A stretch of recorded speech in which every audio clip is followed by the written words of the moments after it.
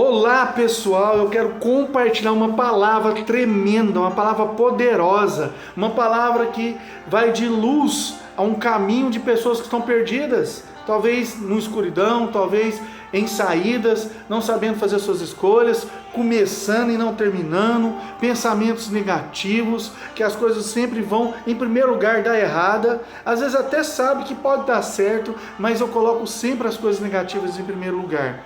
Então eu quero trazer uma palavra para nossas vidas, uma palavra que vai mudar o seu percurso, talvez até mesmo o seu resultado de vida. Mas preste atenção, seu coração tem que estar aberto, não por obrigação, mas pela liberdade do Espírito Santo de Deus. Fala assim: bom dia, Espírito Santo de Deus, boa tarde, Espírito Santo de Deus, boa noite, Espírito Santo de Deus. O Espírito Santo é uma pessoa que convive com você diariamente e quer fazer essa morada, fazer essa limpa de nosso coração corrompido com as coisas desse mundo. Estamos pregando muitas coisas que desvia, que fala, que distrai da palavra de Deus. É muito mais falando de presidente, é muito mais falando de política, é muito mais falando de coronavírus e menos da palavra.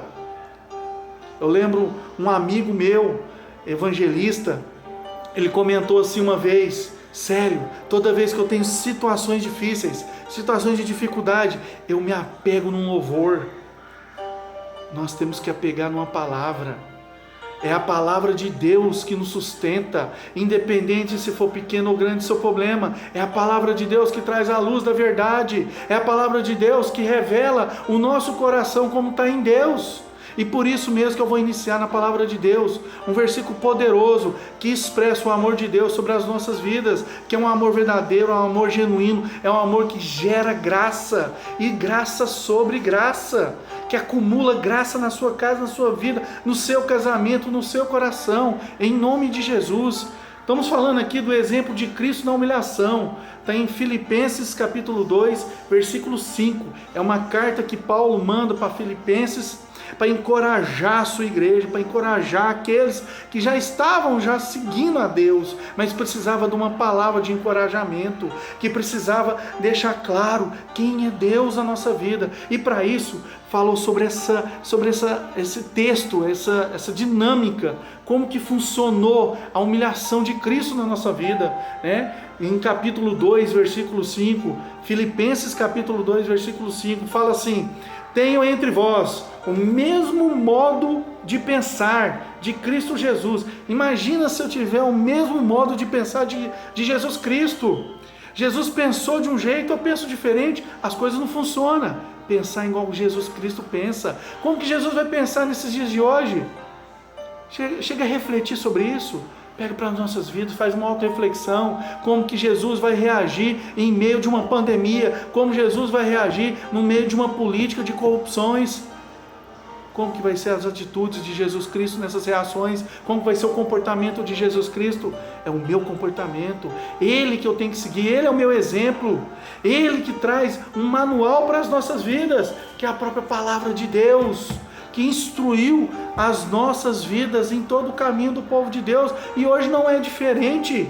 Então, seguindo aqui no versículo 6, fala que mesmo existindo na forma de Deus, quer dizer, mesmo com todo o poder dele, mesmo 100% Deus, mesmo no lugar celestial, no lugar de trono, no lugar real, ele se fez, não considerou a ser igual a Deus. Ele fez algo que deveria ser retido a qualquer custo. Versículo 7, pelo contrário, ele se esvaziou, ele tirou todo o seu orgulho, ele tirou todo o seu sentimento, ele tirou todas as suas angústias, ele tirou todo o seu medo, ele tirou todas as suas ansiedades, ele tirou toda a insegurança, para falar assim: essa é a expressão do meu amor por nós, por nossas vidas.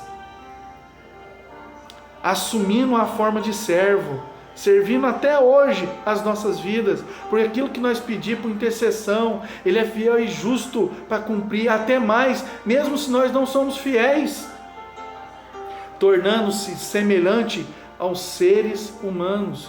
Não tem coisa pior, é tornar semelhante a nós mesmos, que somos carnais, pensamentos diabólicos, pensamentos egoístas, individualistas, imprevisíveis. Fala uma coisa, no outro dia já está mudando, faz um contrato, depois fica pensando melhor, que é para desfazer. Nossa palavra não tem poder, o nosso olhar leva para o pecado, os nossos ouvidos levam para o medo, a gente não escuta a voz do Espírito Santo. Como se tornar semelhante a pessoas igual a essas? Mas para um propósito, para levar todo esse conjunto de pecado, de falha, de sentimentos, de mágoa, de rancor, de angústia, de medo para a cruz. Toda dor física, toda dor emocional, toda dor espiritual foi para a cruz. Nós somos formados, nós somos constituídos de corpo, alma e espírito, e não tem como se separar. Uma coisa liga com a outra. Na verdade, se eu não estou bem na minha alma, o espírito também não está bem, ou talvez é porque o espírito não está bem, e o corpo automaticamente não vai estar bem. Então uma coisa leva a outra, não tem como separar, e até hoje a gente tenta separar isso, tenta separar dos nossos pensamentos, tenta separar dos nossos sentimentos. Mas eu quero trazer essa palavra para nossas vidas. O que nós devemos encher, o que nós devemos filtrar, o que nós devemos estar preenchidos. Primeiro, para encher, precisamos esvaziar. Para encher de Deus, precisamos esvaziar do mundo. Para encher do amor de Deus, precisamos esvaziar do medo. Para encher da graça de Deus, precisamos esvaziar das nossas mágoas. Os nossos sentimentos, que faz parte dessa alma. O que é a alma? A alma é a mente, é o aparelho psique nosso, que controla todo o corpo. E o nosso aparelho psique está contaminado, talvez com algumas coisas que estão guardadas lá. Tem uma ofensa que um dia fez uma fenda, separando um ou outro, trazendo mágoa, rancor, ressentimento, remorso, coisas lá do passado, talvez um trauma que não foi fácil de resolver, não foi fácil de lidar. Com certeza foi o momento mais difícil da sua vida, mas até hoje eu estou sofrendo por isso. Eu posso dizer que às vezes eu estou até na igreja, posso dizer que eu estou até louvando, posso dizer que eu estou até ministrando, mas tem algo que me incomoda, tem algo que traz ali um incômodo, um desconforto. É porque tem algo para ser mexido no seu sentimento, e é esvaziar esse sentimento. Então, primeira coisa, esvazia de si mesmo e enche de Deus. O profeta Elias, porque tantos profetas contra ele, que eram os profetas de Baal, que eram mais de 400. Presta atenção, o profeta Elias só tinha um. Eu me questiono nesse texto, sabe por quê? Porque na verdade, pode ser até inimigo, mas os profetas de Baal tinham mais de 400. Quem estava do lado do profeta Elias? Será que ele se achava? Até mesmo o texto diz, porque o fogo não vinha desses profetas de Baal. Aí Elias, soberba, fala mais alto, porque talvez o seu Deus não escuta. Bate na porta lá, talvez ele está trancado dentro de um quarto e não está escutando. Orgulho. Ministério não é sozinho. Ministério não é você achar que você pode. Achismo no ministério não existe. Existe a palavra, a verdade de Deus nas nossas vidas. Nós somos seguidos pela palavra de Deus e pelo Espírito Santo. Não por essas coisas desse mundo. Não pela renovação. Não pela renovação que existe da circunstância. E não sujeitar com o sistema desse mundo. Mas renovação pelo Espírito Santo de Deus na nossa mente. E depois desses fatos que aconteceu com o profeta Elias, ele pediu para ir na caverna. Sabe por quê? Sozinho. Primeiro sintoma de depressão que Elias teve, o profeta Elias teve. Primeiro sintoma de depressão é a pessoa sentir sozinha e abandonada. Aonde que Deus percebeu também e mandou seus anjos para acolher, para cuidar e para zelar. Então, irmãos, eu quero trazer aqui um conhecimento para a vida, para nossas vidas. Todo sentimento nosso, todos os sentimentos, são vários. Eu quero destacar 5 que traz prejuízos, impacta e até traz morte. me traz uma prisão, um prisionamento da nossa vida. Primeiro deles, mágoa. Mágoa está ligado à ofensa. A ofensa, além da mágoa, tem mais outras combinações. Tem remorso, que a pessoa vai levando a vida sempre lá para trás. Ressentimento. Toda briga que acontece nos dias de hoje, nos momentos de hoje, parece que não foi resolvida uma briga lá atrás, e sempre leva voltar lá atrás aquele assunto. Rancor. Sabe o que é rancor? É mágoa com ira. É uma pessoa que está azeda na sua expressão. É uma pessoa que começa a falar, ela fala só degredindo a outra pessoa.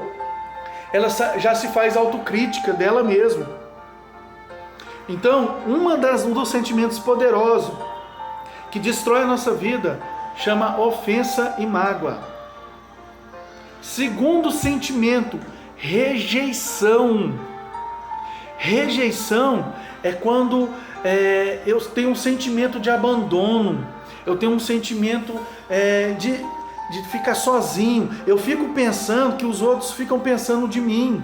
Tem um grupinho ali que não está nem falando de você, você fica pensando que está sendo excluído. Detalhe, quando a gente expressa isso lá na frente, porque às vezes a rejeição vem com o abandono de um pai, com a separação de um pai, com um pai ausente ou a mãe ausente, e aí eu cresço com isso. Quando é homem, ele se torna até mesmo um comportamento infantilizado, emburra. Não quero isso não. Não, vou comer isso não. Não, quero ir embora. Está desconfortado, emburra com facilidade, se fecha mais. Ele se coloca muito na situação como vítima. E quando é mulher adulta? O homem emburra, a mulher implica. A mulher ela fica até mais nervosa, mais irritada, mas ela não sabe que inconsciente, ela não sabe que isso vai trazendo uma dor para ela e vai trazendo um relacionamento inseguro. Quer dizer, são relacionamentos que ela tem uma vez, terminou, eu não dou conta, vai ter outro. E o sentimento de culpa? É agregado, associado com esse sentimento de culpa também. Então, primeiro sentimento, ofensa e mágoa. Segundo sentimento, rejeição. Terceiro sentimento poderoso, medo. O medo nos bloqueia. Eu vou dar 3 dicas poderosas para vocês avaliar e ter um parâmetro em relação ao medo. Primeiro, como que eu vou saber que eu tenho medo e esse medo está me causando dor? Frequência. Quando você fica pensando direto naquilo, é porque tem alguma coisa errada. O meu medo está me levando a um aprisionamento, está me levando cativo. Meu medo está me levando a situações que meus pensamentos, a palavra de Deus está dizendo o contrário. Segundo, limite. Quando te limita, por exemplo, eu não vou lá não, eu não vou tirar carteira não, eu não dou conta de nadar, eu tenho medo da água. Então você começa a ser limitado naquilo que você pode ser usufruir das coisas que Deus te deu. Terceiro, importante, quer dizer, você coloca o medo mais importante do que um afetivo, por exemplo. Uma pessoa vai no clube e aí é seu filho que fala assim: pai, vamos pro clube, eu quero nadar. Não, pai, não vou não. Aí você dá uma desculpa. Então você perde aquele momento de estar com o filho porque você tem medo de água. E detalhe, o medo tem alguns graus, né? Quando é fobia, por exemplo, você até chega no clube, até põe o pé na água, mas você está com a reação ali e você fica com aquele medo e não nada também, só coloca água. Quando você tem pânico, só de você pensar, você já trava, você já tem um sintoma de pânico, de falta de ar, você já tem um pensamento de afonia, um pensamento de tristeza, alguma coisa que vai acontecer e você fica trancado dentro do quarto. Isso é uma prisão, não é falta de fé, irmãos. Eu quero dizer para vocês, nós somos formados por uma concluência. Espírito é a fé. O nosso corpo é aquilo que nós reagimos, interagimos com o mundo. E a nossa alma que carece desses sentimentos. Então a fé até nós temos, mas a luta fica mais difícil. Nós temos dificuldade de exercer essa fé. Então, presta atenção. Ansiedade excessiva ou até mesmo depressão não é falta de fé. É a dificuldade que eu tenho de exercer a minha fé. É diferente. Então, presta atenção. Então, nós temos os 5 poderosos sentimentos que precisam se esvaziar: mágoa e ofensa, rejeição, medo, e agora eu vou falar insegurança. Insegurança é um sentimento que produz, que traz um resultado na minha vida adulta, na minha vida de relacionar com as pessoas, de baixa autoestima. Eu tenho dificuldade de dizer não. Quer dizer, o ambiente decide por mim. Insegurança é diferente do medo. O medo é por coisas, ou tudo, ou no geral. Insegurança é por relacionamento. Eu sou insegura. Quer dizer, tem relacionamentos que são namoros, casamentos, várias vezes. E sempre é o mesmo perfil de homem. E sempre fala assim, não vai dar certo esse. Porque na verdade você tem que buscar uma segurança de si mesmo. E você está buscando num ambiente que é inseguro, um ambiente que é bem imprevisível, um ambiente que traz mais dor, traz mais sofrimento. Quer dizer, é um alívio para a sua vida, na verdade.